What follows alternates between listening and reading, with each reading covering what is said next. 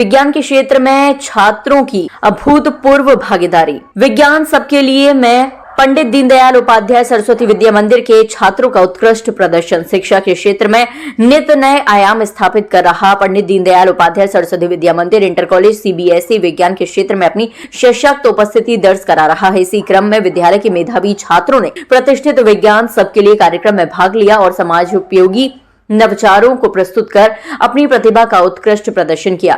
विद्यालय के छात्रों ने विविध वैज्ञानिक प्रोजेक्ट प्रस्तुत किए जो समाज की ज्वलंत समस्याओं का समाधान देने की दिशा में एक महत्वपूर्ण पहल साबित हो सकते हैं। ये परियोजनाएं न केवल नवाचार को दर्शाती है बल्कि छात्रों की वैज्ञानिक सोच, पर्यावरण के प्रति जागरूकता और तकनीकी दक्षता को भी प्रमाणित करती है। प्रतिभागी छात्र एवं उनकी परियोजनाएं। रमन वाजपेयी मानव 2.0। रमन वाजपेयी द्वारा विकसित मानव 2.0 एक उन्नत तकनीकी रोबोटिक प्रणाली है जो स्वास्थ्य देखभाल में क्रांतिकारी परिवर्तन ला सकता है। ये तापमान मॉनिटरिंग, पल्स रेट मापन, गैस और अग्नि का पता लगाने, ऑक्सीजन उपलब्ध कराने और मरीजों से संवाद करने जैसी कई महत्वपूर्ण क्षमताओं से युक्त है। अथर्व मिश्रा सेंसर आधारित समाज। अथर्व मिश्रा का ये प्रोजेक्ट एक ऐसे स्मार्ट समाज की परिकल्पना करता है। शाश्वत सिंह तोमर स्मार्ट ग्लासेस। शाश्वत सिंह तोमर ने दृष्टिहीनों तथा आधुनिक तकनीक के उपयोगकर्ताओं के लिए स्मार्ट ग्लासेस विकसित किए जो आर्टिफिशियल इंटेलिजेंस और सेंसर तकनीक का उपयोग कर विशेष सुविधाएं प्रदान करते हैं। ये नवाचार दृष्टिहीनों के लिए एक वरदान साबित हो सकता है। एकांश शुक्ल ऑटोमेटेड कार। एकांश शुक्ल द्वारा प्रस्तुत ऑटोमेटेड कार परियोजना एक स्वचालित वाहन प्रणाली पर केंद्रित है जो कृत्रिम बुद्धिमत्ता यानी एआई और IoT यानी इंटरनेट ऑफ थिंग्स का उपयोग कर सड़क सुरक्षा और यातायात नियंत्रणों को और अधिक प्रभावी बना सकती है। Atharva Varma Peltier tile. अथर्व वर्मा का ये प्रोजेक्ट एक ऐसी टाइल विकसित करने पर आधारित है जो पेल्टियर प्रभाव के माध्यम से तापमान को नियंत्रित कर ऊर्जा उत्पन्न कर सकता है। ये तकनीक ऊर्जा संरक्षण में महत्वपूर्ण योगदान दे सकती है। Shubhrang Pandey clean India green India. Shubhrang Pandey ने स्वच्छ भारत हरित भारत थीम पर आधारित एक प्रभावशाली परियोजना प्रस्तुत की है जो स्वच्छता जागरूकता, वृक्षारोपण, कचरा प्रबंधन और पुनर्चक्रण को बढ़ावा देने पर केंद्रित है। प्राधिराज प्रदूषण नियंत्रण। प्राधिराज की ये परियोजना वायु, जल और ध्वनि प्रदूषण को नियंत्रित करने के लिए आधुनिक तकनीकों, पारंपरिक उपयोगों का समन्वय कर समाधान प्रस्तुत करती है। ये सतत विकास के लक्ष्यों की पूर्ति में सहायक हो सकती है। शुभांशी स्वच्छ एवं स्वस्थकार जल। शुभांशी ने एक ऐसी प्रणाली विकसित की है जो जल को स्वच्छ और पीने योग्य बनाने में सहायता करेगी। ये प्रणाली जल शुद्धिकरण की नई तकनीकों को अपनाकर जल जनित रोगों से बचाव में उपयोगी होगी। विद्यालय प्रशासन की प्रतिक्रिया। विद्यालय के प्रधानाचार्य अरविंद सिंह चौहान ने सभी छात्रों को उनकी मेहनत और नवाचार के लिए बधाई देते हुए कहा कि हमारे विद्यार्थियों ने विज्ञान के क्षेत्र में जो प्रयास किए हैं वह समाज में सकारात्मक बदलाव लाने की क्षमता रखते हैं। विज्ञान सबके लिए कार्यक्रम में उनकी भागीदारी ये दर्शाती है कि हमारे छात्र न केवल ज्ञान अर्जित कर रहे हैं बल्कि उसे समाज उपयोगी रूप में प्रस्तुत भी कर रहे हैं। विद्यालय के मार्गदर्शक शिक्षकों ने भी छात्रों की इस उपलब्धि की सराहना की है और उन्हें भविष्य में और अधिक नवाचारों के प्रति प्रेरित किया। समाज के लिए सकारात्मक संदेश। विद्यालय प्रशासन, शिक्षकगण एवं अभिभावकों ने सभी छात्रों के उज्जवल भविष्य की कामना की और आशा व्यक्त की ये नवाचार आगे चलकर बड़े स्तर पर क्रियान्वित होंगे और समाज के लिए उपयोगी सिद्ध होंगे। किस क्लास के छात्र हैं आप? 9th। क्या बनाया है आपने ये? सर मैंने एसिड रेन बनाया है जी। Acid rain is a type of rain that is made up of sulphuric acid, sulphur and hydrogen और आयंस। क्या उद्देश्य है इसका बनाने का? क्या इससे आप क्या दिखाना चाह रहे हैं इसमें? सर इससे हम लोग दिखा रहे हैं कि एसिड रेन कैसे हमारी सराउंडिंग जो है उनको पल्यूट कर रहा है, कैसे हमारी सराउंडिंग। क्या नाम है आपका भैया? My name is Anshuman Verma.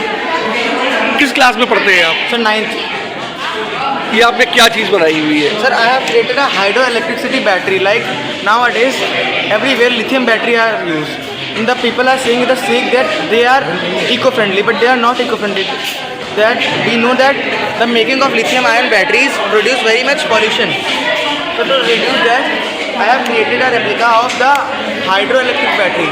So we can store potential energy in water, and at the times of use, we can use the potential energy and convert it into electrical energy for the appliance. क्या भैया आपका? किस class में पढ़ते हैं आप? 9th। ये आपने क्या बनाया भैया? यहाँ पे हमने ऑर्गेनिक फार्मिंग दिखाई है। ये नेचुरल होती है। हाँ। इसमें हम सॉइल की हेल्थ अच्छी हो सकती है और ये जो पोल्यूशन होता है हमारे शहर में उससे वो कम हो सकता है। और इधर हमने मैन्योर के बारे में बताया। ये गड्ढे हमने बनाए, जिसमें हम लोगों ने कंपोस्ट भरा है। और इधर हम लोगों ने एनिमल हस्बेंड्री के बारे में बताया। ये जो एनिमल है ये प्रोड्यूस करते हैं एग, मीट और मिल्क।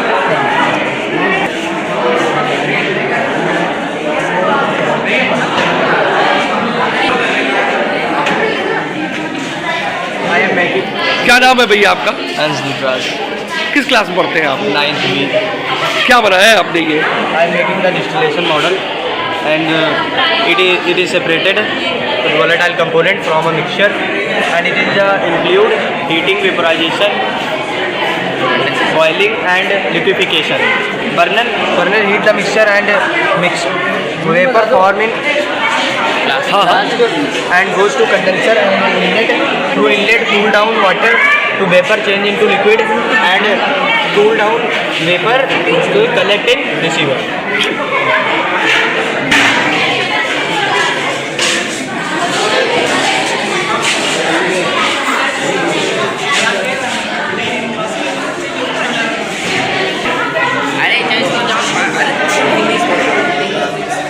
क्या नाम है बेटा आपका? My name is Satwan Kaur and we are from Lucknow Public School, Lakhimpur Kheri। क्या बनाया है आपने ये? ये हमने बनाया clean environment versus polluted environment. हमने ये शो किया है कि 1970 ऐसा लास्ट पीरियड था जब हमारा इंडिया पॉल्यूटेड नहीं था, बट उसके बाद सब कुछ चेंज हो गया जब बैलगाड़ी की जगह ट्रैक्टर आ गए और साइकिल की जगह बाइक आ गई, तो सब चेंज हो गया।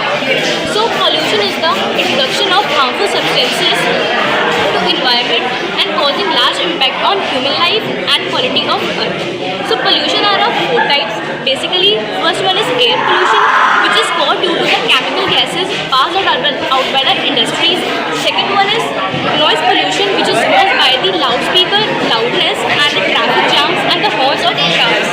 Third is soil pollution, which is caused by garbage, improper disposal of garbage and waste of plastics. And the fourth pollution is water pollution, which is caused by the industries, drainage and oceans. So, the pollution level in India is PM 2.5, which is more than the suggested amount of WHO 10 times. And the amount of carbon dioxide we have in our nature is 48%, which is more than amount suggested by WHO, because the ratio of CO2 and oxygen in our environment should be 1:4.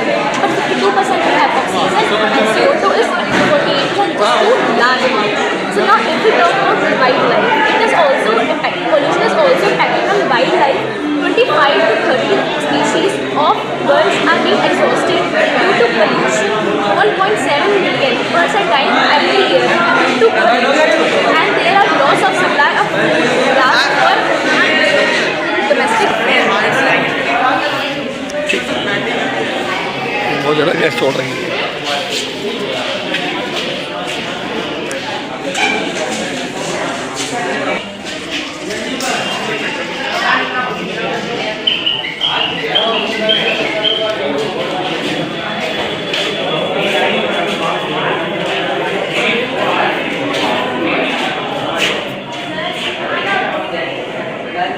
क्या बना रहे हैं आप?